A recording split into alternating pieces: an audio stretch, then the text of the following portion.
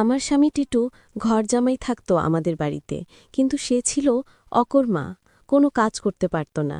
কিন্তু তাকে আমি অনেক পছন্দ করতাম, তাই বিয়ে করে ফেলি।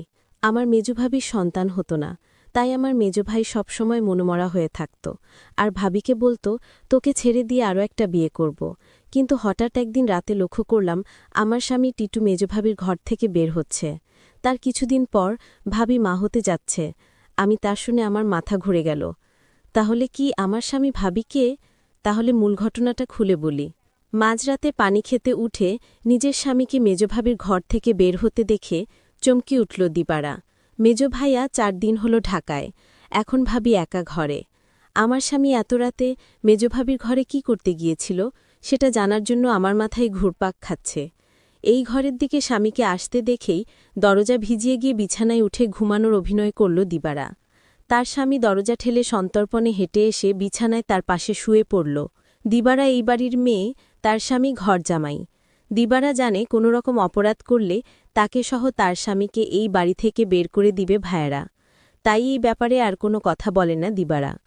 পরের দিন সারাদিন মুখ কালো করে রাখলেও তার স্বামী টিটুকে এই বিষয়ে কিছুই জিজ্ঞেস করে না সে। তারপরের রাতে দিবারা আর কিছুতেই ঘুমাতে পারে না। তার বিশ্বাস, তার মেজভাই যতদিন শহরে আছে প্রতি রাতেই বোধহয় তার স্বামী মেজভাবির ঘরে গেছে। কিন্তু ঘরে গিয়ে কি করল এটা তো আমি দেখি নাই, শুধু দেখতাম মেজভাবির ঘরে যেত। কেন যেত? দিবারার মনে সন্দেহ সৃষ্টি হল। তার বিশ্বাসকে সত্যি প্রমাণিত করতেই যেন ধীরে ধীরে টিটু দিবারার পাশ থেকে গড়িয়ে মেঝেতে নামল। এরপর পা টিপে টিপে ঘরের দরজা খুলে বাইরে চলে গেল। রাত এখন কয়টা হবে? 1টা 2টা। টিটু কোনো কাজ না জোগাড় করতে পারায় ভাইদের উপর নির্ভর করেই বেঁচে আছে তারা দুজন। দিবারা টিটুর এই অর্থ উপার্জনের অক্ষমতাটাই পুষিয়ে দেয়। সারাদিন গাধার মতো বাড়ির কাজ করে। সারাদিন কাজ করায় শরীর এতই ক্লান্ত হয় যে সারা রাত মরার মতো ঘুমায় দিবারা। কয়বার টিটু তাপড় দিয়েও দিবারার ঘুম ভাঙাতে পারেনি। তাই রাতে যে দিবারা জেগে থাকতে পারে এমন কোনো ভয় তার ছিল না বলা যায়। আর এই সুযোগে মেজভাবির ঘরে যেত, কিন্তু কেন যেত তা আমি কিছুই জানতাম না। পরদিন রাতে দিবারা ঘুমায়নি, সে রাতে জেগেছিল তার স্বামী কি করে তা জানতে। তখনই দেখল দিবারার স্বামী বিছানা থেকে ধীরে ধীরে উঠে গেল, ঘর থেকে বের হয়ে মেজভাবির ঘরে গেল। কিছুক্ষণ পর মেজভাবির ঘর থেকে চিৎকার শোনা যাচ্ছে, মনে হচ্ছে মেইলি কণ্ঠ। প্রায় 1 ঘণ্টা পর দিবারা দেখতে পেল মেজভাবির ঘর থেকে বের হতে। দিবারার মনে দিন দিন সন্দেহ বাড়তে লাগল। তারপর দিবারা ভাবল, একদিন আমি জানলা দিয়ে দেখব তারা কি করে। দিবারার স্বামী দিন দিন দিবারার প্রতি কমে যাচ্ছে, কিন্তু আজ 2 দিন যাবৎ দিবারার স্বামী মেজভাবির রুমে যাচ্ছে না। সেটা লক্ষ্য করল দিবারা। দিবারা তার স্বামীকে জিজ্ঞেস করল, কই, আজকাল তো তোমায় আর দেখি না ভাবির রুমে যেতে। তার স্বামী টিটু তাকে একটা তাপ্পড় মেরে বলল, তোমার বাবার বাড়ি থাকি বলে তুমি কি আমায় যা বলবে তাই মনে করবে? সবকিছুর ভিতর শুধু কি তোমার অধিকার আছে, আমার নেই? এর মধ্যেই হঠাৎ খবর আসলো মেজভাবি মা হতে চলেছে। দিবারা সেটা শুনে থমকে গেল, কারণ মেজভাবির স্বামী মানে আমার মেজ ভাইয়ার তো সমস্যা ছিল। তাহলে কিভাবে সে মা হতে চলল? আমার মাথায় কোনো কাজ করছে না।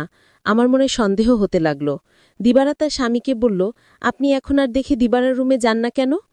কখন কি করব সেটা আমার ব্যাপার। যাই হোক, আমি এবার অপেক্ষায় আছি কখন আবার আমার স্বামী তার রুমে যায় সেই প্রতীক্ষায়। এর কিছুদিন পর তার স্বামী টিটু ভাবির রুমে গেল। তারপর আমি জানলা দিয়ে যা দেখলাম তা দেখে আমার চোখ ছানা বড়া হয়ে গেল। দিবারে এই দৃশ্য দেখে সে বিছানায় শুয়ে কান্না করতে লাগল। ঠিক তখনই আমার স্বামী টিটু আমার রুমে এসে পড়লেন আর আমায় বলতে লাগল, আরে শাহানা, লাইট জ্বালাও না, দেখো দিক কি দেই। বিরক্ত হয়েই বিছানা থেকে নেমে লাইট জ্বালালো দিবারা। তারপর চৌকিতে এসে বসল টিটু। তার সবগুলো দাঁত বের করে হেসে পাঞ্জাবির পকেট থেকে একজোড়া চুড়ি বের করল। আর একটু কাছে আসো, পরায় দেই চুড়িগুলো। দেখে চিনল দিবারা এগুলো স্বর্ণের আড়ের মালিক যে মেজভাবি ছাড়া কেউ না, তাও সে ভালো করে জানে। সে ভয়ে ভয়ে ফিসফিস করে বলল, এগুলা তো মেজভাবির, তুমি পাইলা কই? আরে ভয় পাইও না, চুরি করি নাই, মেজভাবি আমারে দিছে। বল কি? সে কেন দেবে? তোমারে একটা কথা কই কই কই কইরা এতদিন কইতে পারি না ইসমে। ভাবছিলাম তুমি আমারে ভুল বুঝবা, কিন্তু তোমারে আমি কি কিছু গোপন করি বলো? ভুল বুঝো না বউ। মেজভাই এবার ঢাকায় যাওয়ার পর কয়রাত আমি মেজভাবির ঘরে গেছিলাম। টিটু আবার বলল, মেজভাই ঢাকা যাওয়ার পরে মেজভাবির কয়রাত খুব জ্বর হয়েছিল, কিন্তু তার যত্ন করার মতো কেউ ছিল না। তাই ভাবি কইল, দেখ টিটু, তোরে আমি ভাইয়ের মতোই দেখি। আমার সারাদিন ভালো লাগে, খালি একটু দুর্বলতা থাকে, কিন্তু রাইত হইলেই জ্বর বাড়ে। তুই কি রাইতা এসে আমার মাথায় একটু পানি ঢালতে পারবি? দিবারা তার স্বামী অবাক হয়ে বলল, আমারে কইতে পারত? ছোট ভাবি বড় ভাবি আছে, তোমারে কইল কেন?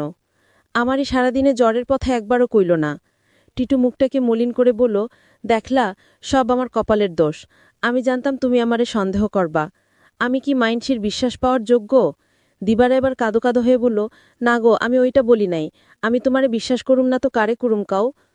তুমি ছাড়া আমার আর কে আছে? তুমি আমারে ঠগায় বা ফিরিস্তা আইসা কইলেও বিশ্বাস করুম না। এই না হইলে আমার বউ। শোনো, ভাবিরে কইলাম দিবারে পাঠাই দিব না।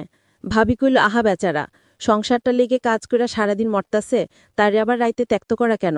দিবারা জানি যে আমি তোমারে ভাই মানি। তুমি আইসো, দিবারা কিছুই মনে করবে না। জানলেও ওর মনে তো নষ্ট না।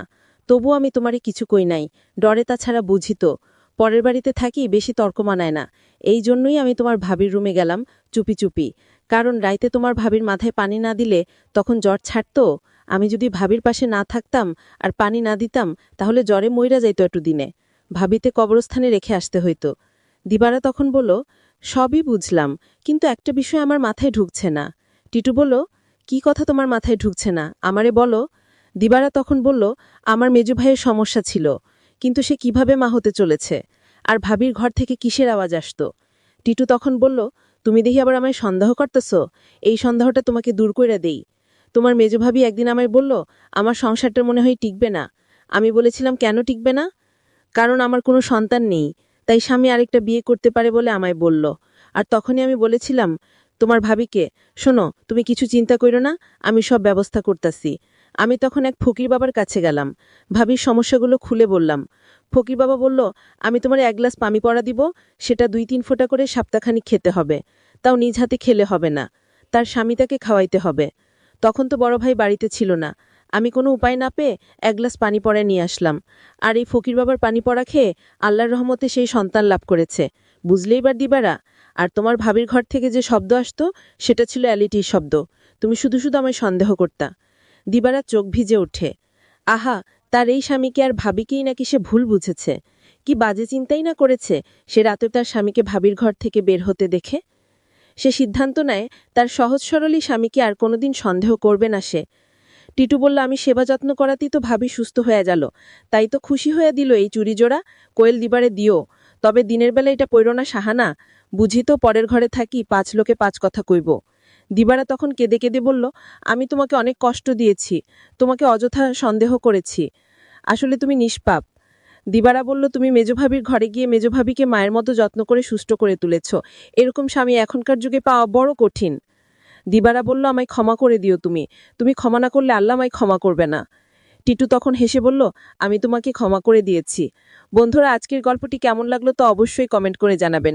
আর এরকম নতুন নতুন ভিডিও পেতে আমার চ্যানেলটিকে সাবস্ক্রাইব করে পাশে থাকবেন। ধন্যবাদ।